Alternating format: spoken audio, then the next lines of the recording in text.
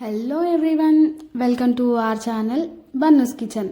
ఈ వీడియోలో నేను మీకు టేస్టీ అండ్ హెల్తీ తోటకూర పప్పు కర్రీ ఎలా తయారు చేయాలో చూపించబోతున్నాను. వీడియోని స్కిప్ చేయకుండా లాస్ట్ వరకు చూసేయండి. ఒక్కసారి పప్పుని ఇలా ట్రై చేయండి, చాలా టేస్టీగా ఉంటుంది.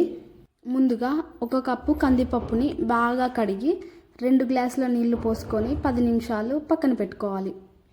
ఇప్పుడు స్పైస్కి సరిపడా 5 పచ్చిమిర్చి, ముందుగా కట్ చేసి బాగా కడిగి పెట్టుకున్న 1 కట్ట తోటకూర, కట్ చేసి పెట్టుకున్న టమాటా ముక్కలు, పులుపు కోసం 1 చిన్న మామిడికాయ ముక్క మరియు కాస్త కరివేపాకు, ఇంకా కొంచెం జీలకర్ర, చిటికెడు పసుపు, కచ్చాపచ్చాగా దంచి పెట్టుకున్న 4 వెల్లుల్లి రెబ్బలు వేసి అన్నీ బాగా కలిసేలాగా ఒకసారి బాగా కలుపుకొని మూత పెట్టుకొని విజిల్ పెట్టుకోవాలి.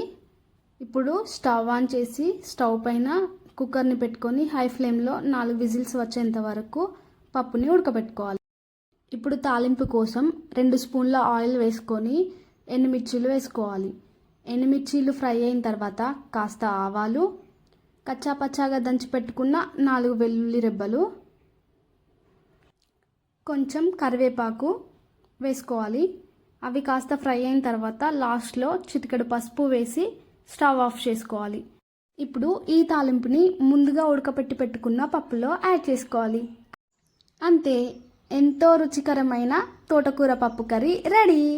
వేడివేడి అన్నంలో కాస్త నెయ్యి వేసుకొని పప్పు వేసుకొని తింటే ఆహా! ఇలా ఒకసారి చేసి చిన్నపిల్లలకి పెట్టండి, చాలా ఇష్టంగా తింటారు. ఇలాంటి మరెన్నో వీడియోస్ కోసం మా ఛానల్ని సబ్స్క్రైబ్ చేసుకోండి. బెల్ ఐకాన్ కొట్టడం మాత్రం మర్చిపోకండి.